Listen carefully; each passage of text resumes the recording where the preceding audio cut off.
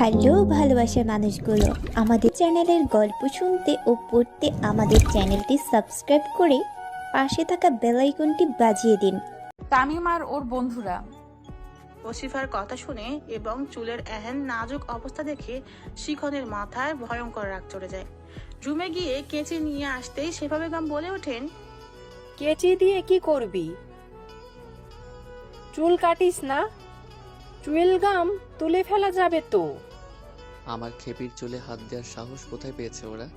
চুলের যে পর্যন্ত ওদের হাতের স্পর্শ লেগেছে সে পর্যন্ত একদম কেটে ফেলবো আমি, আর ওদের হাতও আস্ত রাখবো না আমি। বলে ঘ্যাচা ঘ্যাচ আসিফার কোমর অবধি চুল কেটে ঘাড় অবধি করে ফেলে শিখন। কি করলিস তুই এটা? পাগল হয়েছিস? না, আমি ঠিকই আছি। আন্টি, তুমি ওকে নিয়ে বাসায় যাও, সামনে পরীক্ষা নাও, পড়তে বলো মন দিয়ে, চুল আবার বড় হয়ে যাবে। বলে বাসা হতে হনহন করে বেরিয়ে যায় শিখন। পরদিন সকালে স্কুলের জন্য বের হতেই গলির মাথায় তামিম ও তার বন্ধুরা ওসিফার পথ আটকে দাঁড়ায়। ওসিফা তার চুলের দিকে একবার তাকিয়ে রাগে দুঃখে ঠকঠক করে কাঁপতে আরম্ভ করে। যেই কিছু বলতে নিবে অমনি তাকে অবাক করে দিয়ে তামিম বলে ওঠে, ভাবি, আমাদের ক্ষমা করে দিবেন, আর কোনোদিন এমন ভুল হবে না। আপনি যদি আমাদের ক্ষমা না করেন তবে যে ভাই আমাদের একদম মেরে ফেলবে। তামিমের হাতের দিকে তাকাতেই আটকে উঠে ওসিফা। আপনাদের হাতের এই অবস্থা কে করেছে? ভাবি, দরকারের বাইরে ভাই আপনার সাথে কথা বলতে মানা করেছে। আপনি প্লিজ আমাদের ক্ষমা করে দেন। আমাকে ভাবি ডাকছেন কেন? আপনাদের ভাই বাকে? তামিম বাম হাত দিয়ে ইশারা করতেই ওসিফা পেছনে তাকিয়ে দেখে শিখন ওয়ালের সাথে হেলান দিয়ে দাঁড়িয়ে আছে। ওসিফা হা হয়ে সেদিকেই তাকিয়ে থাকে। তামিম করুণ সুরে বলে ওঠে, ভাবি, আমাদের ক্ষমা করেছেন তো? হুম। ওসিফা ঘোরের মাঝেই বলে ওঠে। তামিম ও তার বন্ধুরা এক মুহূর্ত না দাঁড়িয়ে ছুটে পালিয়ে যায়।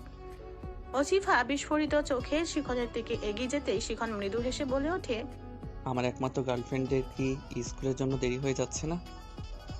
শিখনের এহেন কথায় ভাবাচাকা খেয়ে যায় ওসিফা। আমি আপনার গার্লফ্রেন্ড কবে হলাম? হবে না। আপনি সব সময় আমার সাথে এমন করেন শিখন ভাই। ওদের মেরেছেন কেন? আমার একমাত্র গার্লফ্রেন্ডের চুলে ওরা টাচ করেছিল, তাই ওদের হাতই ভেঙে দিয়েছি। আপনি দিনকে দিন কেমন যেন হয়ে যাচ্ছেন শিখন ভাই। কেমন হচ্ছি? বুঝেছি, পজিটিভ হয়ে যাচ্ছি, তাই তো? পজিটিভ তো আগেও ছিলাম, কিন্তু তা দেখানোর মতো সাহসটা ছিল না। এখন হুট করেই সাহস বেড়ে গেছে কিভাবে যেন। আপনি নির্ঘাত পাগল হয়ে গেছেন। আমাকে থ্যাঙ্কস দাও বাচ্চা, তোমার এক্সকে দিয়েই তোমায় ভাবি ডাকিয়েছি। ভবিষ্যতে তোমার আশেপাশে আসারও সাহস পাবে না। শিখনের সমগ্র আচরণটাই যেন মাথার উপর দিয়ে যাচ্ছে ওসিফার। বাচ্চা বলে সম্বোধন করায় ওসিফার রেগে মেগে বলে ওঠে, ক্লাস 10-এ পড়া একটা মেয়েকে কি আপনার বাচ্চা মেয়ে মনে হয় শিখন ভাই? তোমার স্কুলের জন্য দেরি হয়ে যাচ্ছে বাচ্চা। বলেই ওসিফার ঘাড়ে থাকা ব্যাগের মাথা উঁচু করে নিয়ে আশিফাকে ঠেলে সামনের দিকে নিয়ে যেতে থাকে শিখর। সেদিন রাতে কি হয়েছিল? হঠাৎ সেন্সলেস হয়ে গিয়েছিলে কেন? কথাটি ওসিফার পাশে হাঁটতে হাঁটতে বলে ওঠে শিখন। প্রথমে আমাকে তুমি বলা বন্ধ করুন, তারপর বলবো। আমার গার্লফ্রেন্ডকে আমি যা ইচ্ছা বলে সম্বোধন করব, তাতে তোর কি রে? আপনি নিজেও পাগল হয়েছেন আর এখন আমাকেও তা বানানোর জন্য উঠে পড়ে লেগেছেন। আহা, পাগলের গার্লফ্রেন্ডকে তো পাগলি হতে হবেই। একদম খাপে খাপে ময়নার বাপ। শিখন ভাই, আচ্ছা আচ্ছা, আর বলছি না কিছু, এখন বল কি হয়েছিল সেদিন। একটা লম্বা নিঃশ্বাস টেনে নিয়ে ওসিফা বলতে আরম্ভ করে, আমার জন্মের সময়ই নাকি আমার মা মারা গিয়েছিল, আর মা নাকি সিঙ্গেল মাদার ছিল। আম্মুরও কোনো বাচ্চা হচ্ছিল না। আমাকে দেখেই আম্মু আব্বুর অনেক মায়া হয়েছিল এবং তারপরেই তারা আমাকে অ্যাডপ্ট করে ডাক্তারদের সাথে কথাবার্তা বলে। আমি যে আব্বু আম্মুর পালিত মেয়ে, তাই 16 বছরেও আমাকে তারা জানায়নি, কখনো আসলে বুঝতেই দেয়নি। কিন্তু আমার দাদি আমাকে ছোটবেলা থেকেই পছন্দ করে না। প্রথম কারণ আমি মেয়ে, এবং দ্বিতীয় কারণ আমাকে অ্যাডপ্ট করেছিল আব্বু আম্মু। তার ধারণা আব্বুর সব সম্পত্তি আমি নিয়ে যাব, এই বংশের মধ্যে আর কিচ্ছু থাকবে না। ছেলের জায়গায় কেন মেয়ে অ্যাডপ্ট করেছিল তার জন্য আমার দাদি আমার আম্মুকেও সহ্য করতে পারেন না। সেদিন রাতে খাবার টেবিলে বসে দাদির থেকেই জানতে পারি এই সব কথা। কষ্টও পেয়েছিলাম একটু, কিন্তু পরে রাতে যখন পানি আনতে গিয়েছিলাম তখন দাদির রুমের বাহির থেকে দাদি আর বড় চাচার ফোনালাপ শুনে ফেলেছিলাম আমি। আমাকে বাসা হতে চিরতরে বের করে দেওয়ার জন্য তারা ফোন দিয়ে আসছিল। আমি তখন ওটা শুনে অনেক ভয় ও কষ্ট পেয়েছিলাম। তামিমের থেকে পাওয়া ধোকা, দাদির মুখের বিষাক্ত বুলি এবং দাদি আর বড় চাচার ষড়যন্ত্র, এই সমস্ত বিষয় থেকে পাওয়া শকের কারণে তখন প্যানিক অ্যাটাক এসেছিল। ওসিফার কথা শেষ হতেই শিখন তার মুখের দিকে তাকিয়ে চমকে ওঠে।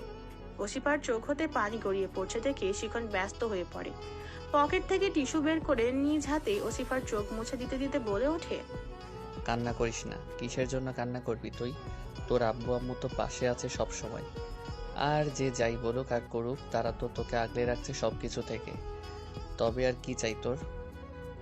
তামিমের কথা মাথা থেকে ঝেড়ে ফেল। তোর প্রেমিক পুরুষের জায়গা কেন অন্য পুরুষ দখল করে রাখবে, যার আসলে তোর প্রেমিক হওয়ার মতো বিন্দুমাত্র কোনো যোগ্যতাই নেই? ওটা একমাত্র আমার জায়গা। এই স্কুলের সামনে চলে এসেছি, দ্রুত ভেতরে যা। শিখনের বলা শেষ কথাগুলো শুনে বিস্ময়ে কিংকর্তব্য বিমূঢ় হয়ে যায় ওসিফা। হা হয়ে শিখনের দিকে তাকিয়ে ঠায় দাঁড়িয়ে থাকে সে। বাতাসে ওসিফার বেরুনি করা উস্কো খুস্কো হয়ে যাওয়া চুলগুলো ঠিক করে দিয়ে শিখন পুনরায় বলে ওঠে, কি হলো, চা? নাকি স্কুল পালিয়ে আমার সাথে ঘুরে বেড়াতে ইচ্ছা করছে? লজ্জায় কান গরম হয়ে যায় ওসিফার। এক ছুটে স্কুলের মেন ফটক অতিক্রম করে ভেতরে চলে যায়।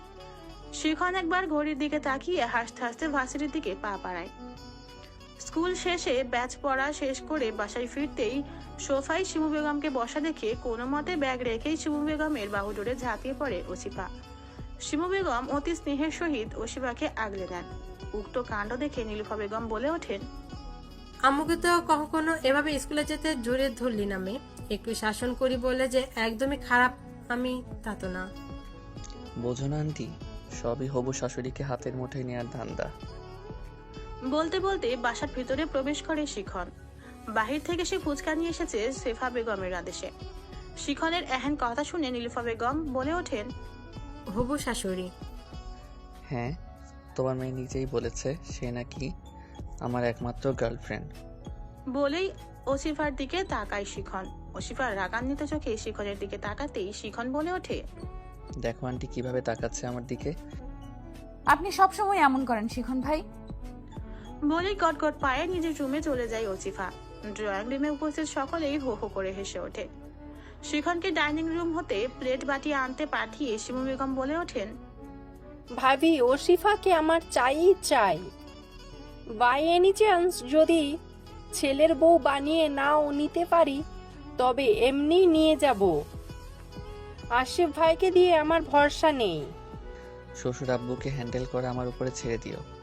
মেয়ে না দিতে চাইলে কিডন্যাপ করে নিয়ে যাব। তবে আমার একমাত্র গার্লফ্রেন্ডকে আগে আর একটু বড় হতে দাও। বলতে বলতে প্লেট নিয়ে ড্রয়িং রুমে ফিরে আসে শিখন।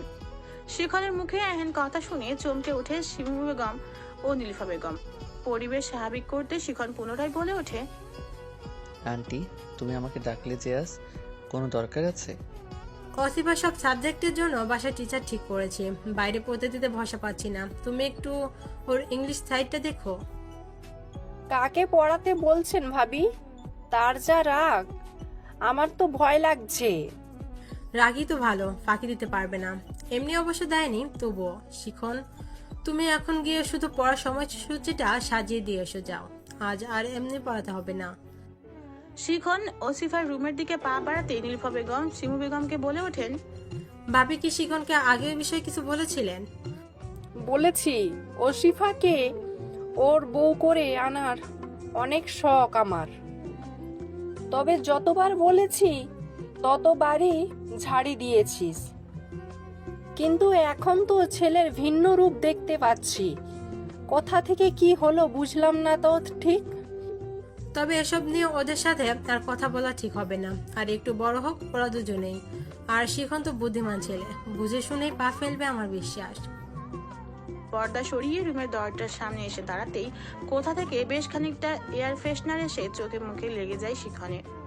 ওসিফা জিহ্বা কামড়ে এয়ার ফ্রেশনারটা পাশের চেয়ারের উপর রেখেই শিখনের হাত টেনে ভিতরে নিয়ে যায়। কেউ দেখেছে কিনা তা পর্যবেক্ষণ করে স্বস্তির নিঃশ্বাস নেয় সে। শিখনকে টেনে বাথরুমের দিকে নিতে নিতে বলে ওঠে, এই রে, আমি একদম বলতে পারিনি। আপনি আমার রুমের দিকে আসবেন, দরজা বন্ধ করে নিলে আর এমনটা হতো না। আমি অনেক অনেক সরি। এই নিন, চোখে মুখে পানি ছিটিয়ে নিন শিখন ভাই। শিখন দ্রুত গতিতে চোখের কয়েকবার পানির ছিটা দিয়ে শান্ত হয়ে দাঁড়িয়ে বলে ওঠে, গামছা বা টিস্যু দে। ওসিফা টিস্যু এগিয়ে দিতেই শিখন মুখ মুছে নিয়ে ওসিফার রিডিং টেবিলের কাছে একটা চেয়ার টেনে নিয়ে বসে পড়ে।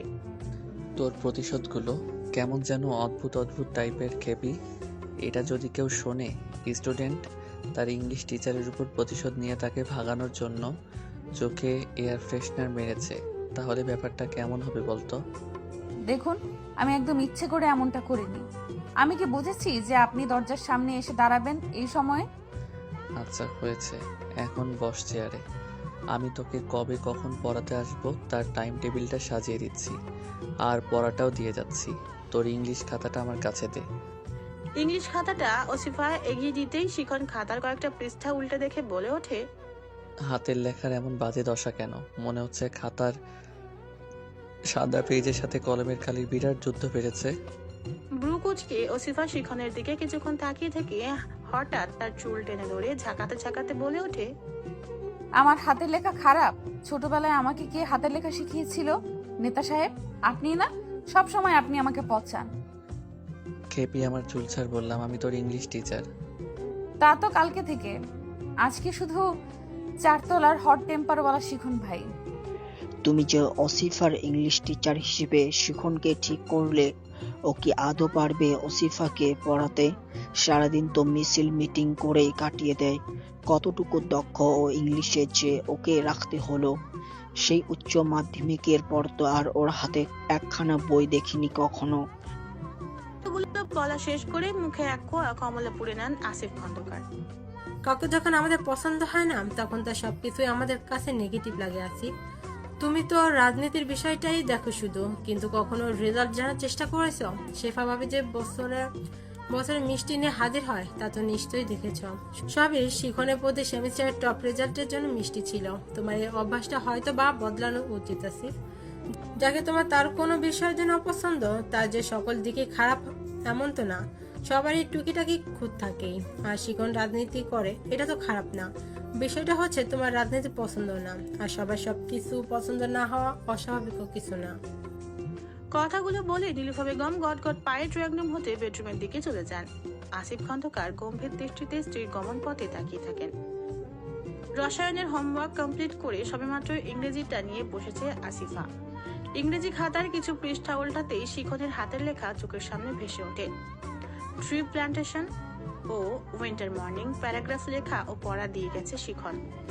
শিখনের হাতের লেখার দিকে তাকিয়ে মুখ ভেঙচি দিয়ে ওসিফা বিড়বিড় করে বলে ওঠে, নিজের হাতের লেখার চেহারা দেখো। বলে কি না আমার হাতে লেখা খারাপ? বেশ করেছি, এয়ার ফ্রেশনার মেরেছি। কাল একদম চায়ের সাথে গুঁড়ো মরিচ গুলিয়ে খাইয়ে দেব। আসিফা খন্দকারের নামের স্পেশাল চা। পড়ার টেবিলের উপর মাথা কাত করে রেখে প্যারাগ্রাফ লিখতে থাকে ওসিফা। হঠাৎই মাথায় এক রাশ চিন্তা এসে ভর করে। শিখনের সমগ্র আচরণই তার কাছে কেমন উদ্ভট লাগছে। সে যে বিষয়গুলোকে মজা ছলে নিচ্ছে, শিখন কি আদৌ তা মজা ছলেই করছে?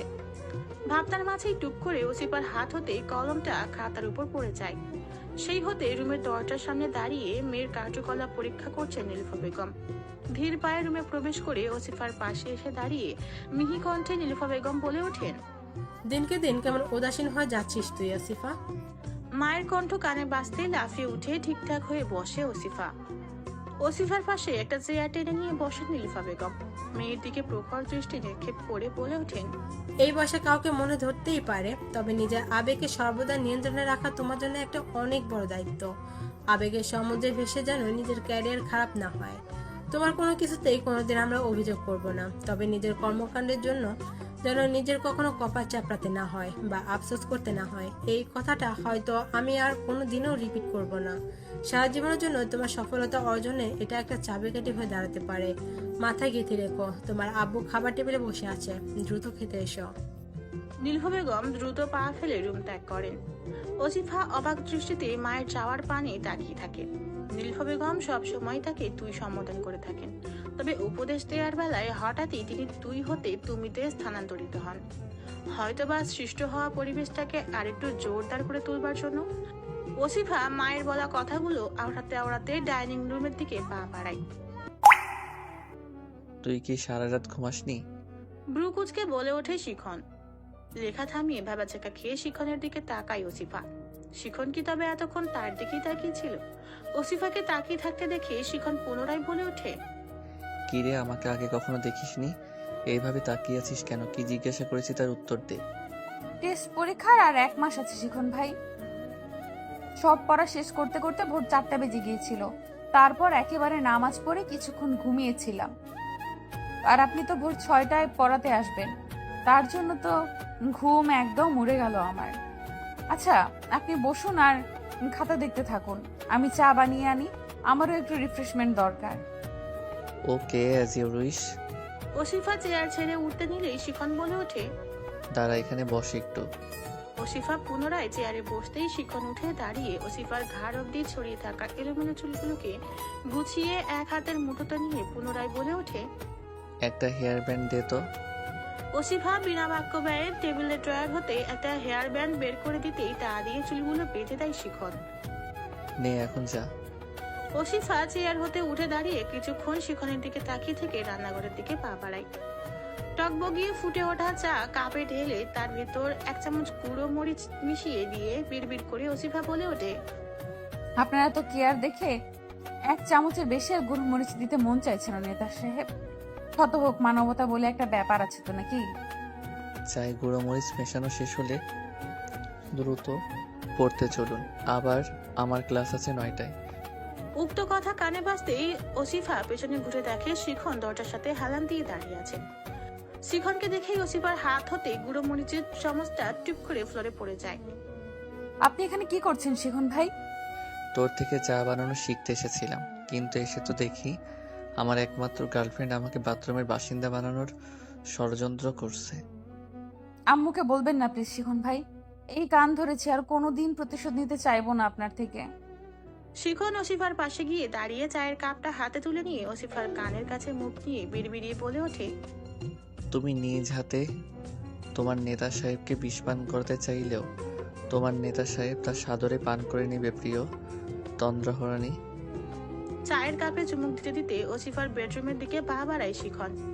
নীলফা বেগমকে বেডরুম হতে বের হতে দেখে শিখন বলে ওঠে, আন্টি, তোমার মেয়ের হাতে জাদু আছে।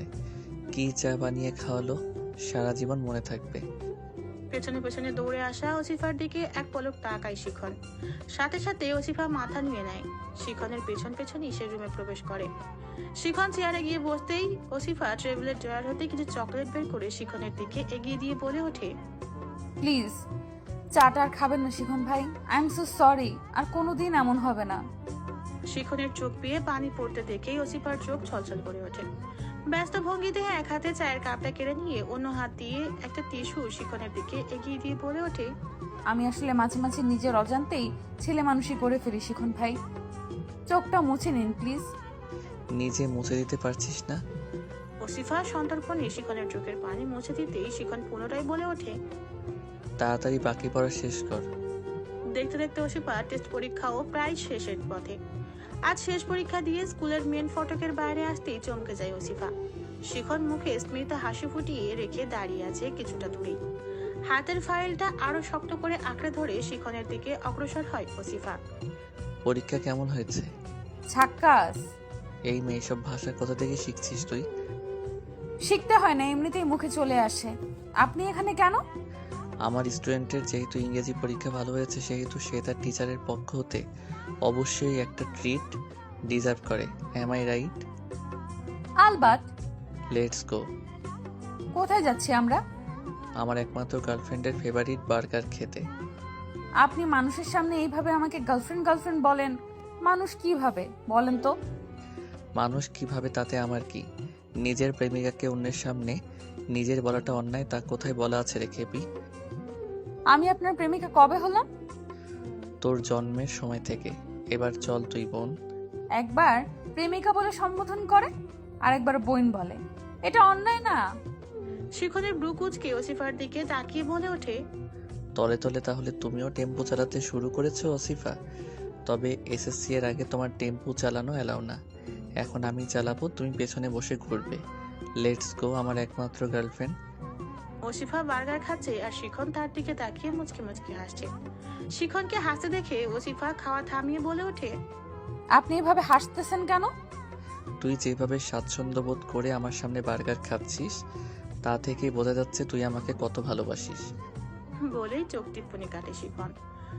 অমনি ওসিফা খাওয়া থামিয়ে দিয়ে বলে ওঠে, শিখন ভাই, আরে আমি মজা করছি, খা তুই। বার্গার তোর এত ফেভারিট? হ্যাঁ, তবে আব্বু তো জাঙ্ক ফুড খাওয়া একদম পছন্দ করে না। আঙ্কেল তো তার জায়গা থেকে ঠিকই আছে, তবে আমি তোকে প্রতি সপ্তাহে একটা করে বার্গার ট্রিট দিতে পারি, যদি তুই অন্য ছেলেদের দিকে না তাকাস। প্রমিস? প্রমিস। ওকে, ডান। এখন চলেন, দেরি হয়ে যাচ্ছে, আব্বু আসার সময় হয়ে গেছে। চলো আমার একমাত্র গার্লফ্রেন্ড। যথা আজ্ঞা আমার টেম্পো ড্রাইভার। আজ 3 তলার রেহান শেখের বড় মেয়ে রোদেলার গায়ে হলুদ। সন্ধ্যায় ছাদে বেশ জমজমাট ভাবে হলুদের অনুষ্ঠানের আয়োজন করা হয়েছে। ওসিফা কচি কলাপাতা রঙের একটা শাড়ি পরে 3 তলা থেকে ছাদে ছোটাছুটি করে চলেছে বারবার। প্রতিবারই হাতে কোনো না কোনো খাবার ভর্তি থালা নিয়ে আসছে। এবার হলুদের বাটি নিয়ে ছাদে প্রবেশ করতেই সামনে শিখনকে দেখে চমকে ওঠে ওসিফা। ওসিফার দিকে প্রখর দৃষ্টি নিক্ষেপ করে শিখন বলে ওঠে, আর 5 দিন বাদে যার এসএসসি পরীক্ষা, সে এখন হলুদের অনুষ্ঠানে এসে নাচানাচি করছে। How sweet. ব্রুকুচকে শিখনের দিকে তাকিয়ে ওসিফা বলে ওঠে, নাচানাচি কই করলাম? সারাদিন আমাকে খেপাতে না পারলে বোধহয় আপনার ভালো লাগে না, তাই না শিখন ভাই? জানিসই যখন, তাহলে জিজ্ঞাসা কেন করিস? শিখনের দেওয়া উক্ত জবাবে থতমত খেয়ে যায় ওসিফা। পাঞ্জাবির পকেট থেকে ফোন বের করে স্ক্রল করতে করতে হলুদের স্টেজের দিকে যেতে আরম্ভ করে শিখন। যেতে যেতে ওসিফার দিকে না তাকিয়েই বলতে আরম্ভ করে, 2টো ছবি তুলে আমার হোয়াটসঅ্যাপে সেন্ড করে দিস তো। আর কাল সকাল 6টায় সদর দরজা খুলে রাখিস, কালকেই লাস্ট পড়াবো। আর ইংরেজি পরীক্ষার আগে ফাঁকে একদিন গিয়ে টুকটাক ইম্পর্টেন্ট বিষয় দেখিয়ে দিয়ে আসবো। এখনো পড়ান, চলুন। গায়ে হলুদে থেকে করব কি? পারলে আমার বিয়ের দিনেও এসে ইংরেজি পড়িয়ে দিয়েন। আজ ওসিফার শেষ পরীক্ষা। পরীক্ষা দিয়ে হল থেকে বেরোতেই মেন ফটকের সামনে শিখনের দাঁড়িয়ে থাকতে দেখে ওসিফা এক গাল হেসে সেদিকে দৌড়ে যায়। আপনি এসেছেন? আমার একমাত্র গার্লফ্রেন্ড আসতে বলেছে আর আমি আসবো না? পরীক্ষা কেমন হলো? খুব ভালো। চল বাসার দিকে যাই তাহলে।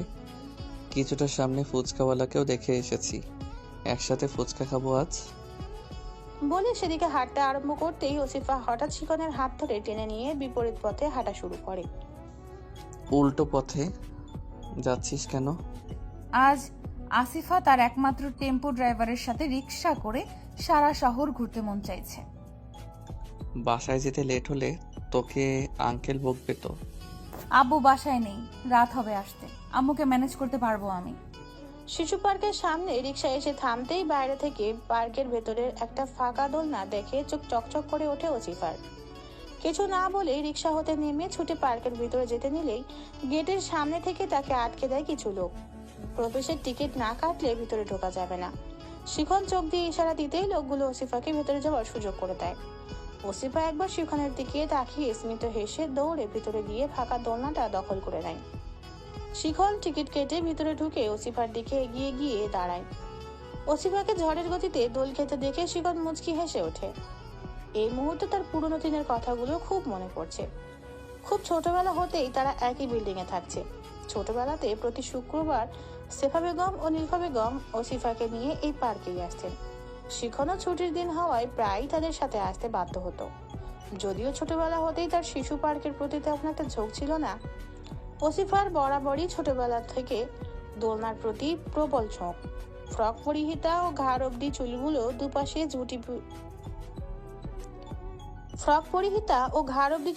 দুপাশে দুটো ঝুটি করা ছোট্ট ওসিফা যখন দোল খেত আর খিলখিল করে হাসতো, শিখন তখন ট্যাপ ট্যাপ করে তাকিয়ে শুধু ওসিফাকেই দেখত।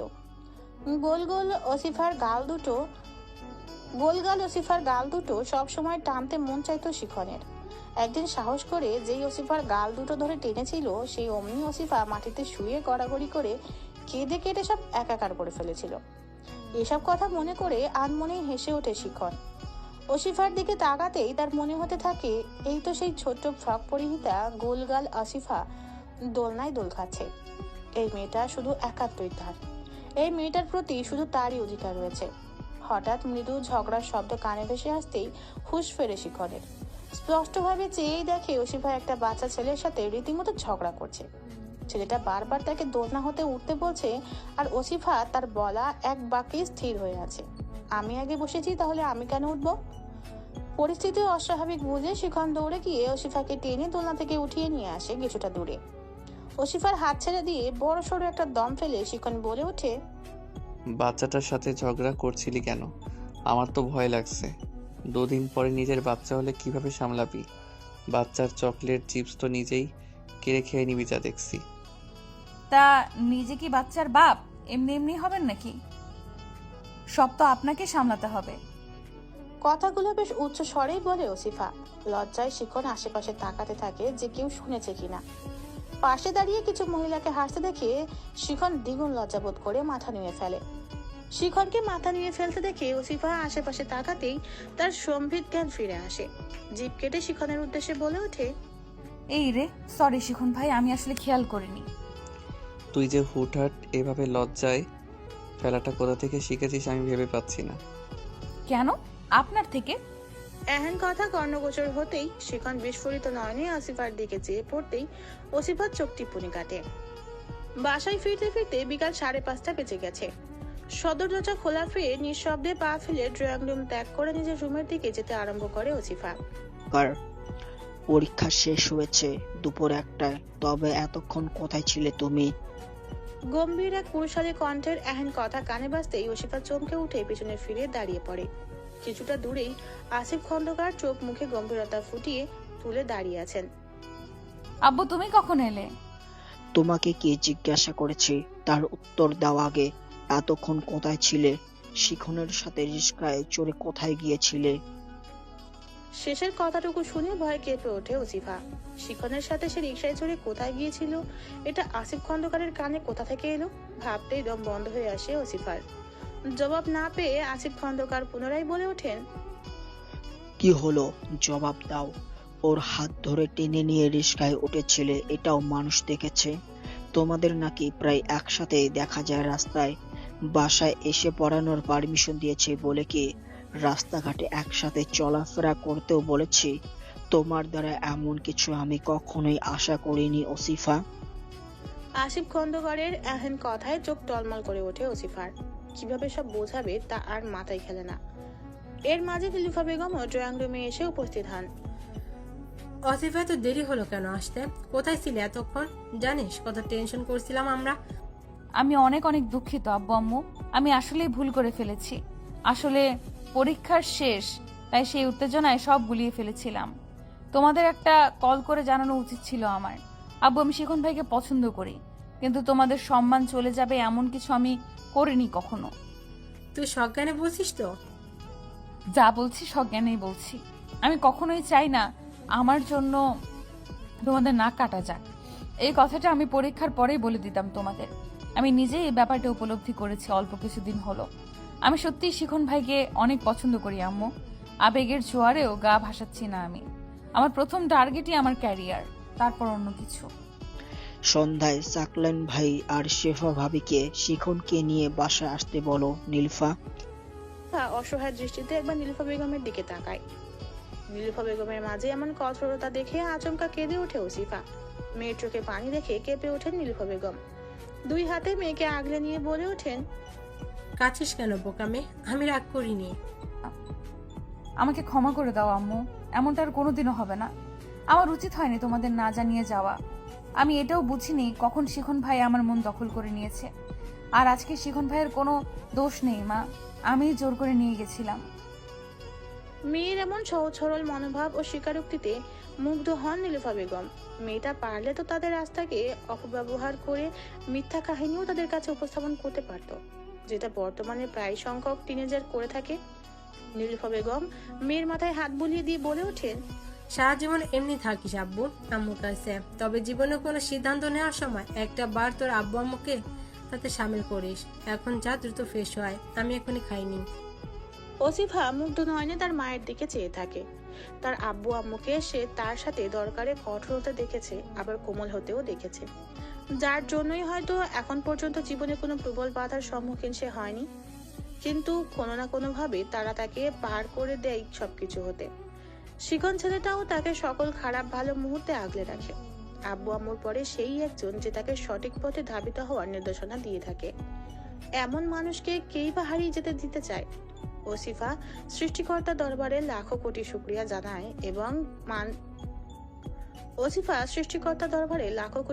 জানায় এমন মানুষগুলোকে তার জীবনে পাঠানোর জন্য। ওসিফাকে তুমি পছন্দ করো? কি হলো, তোর দাও। জি আঙ্কেল, আমি অসিফাকে পছন্দ করি এবং ওকেই বিয়ে করতে চাই। ওসিফা না হয় ছোট, তাই যা করেছে তা মানা চায়, তবে শিখন বড় হয়ে কিভাবে কাণ্ড জ্ঞানহীন হলো আমি বুঝতে পারছি না আসলেই।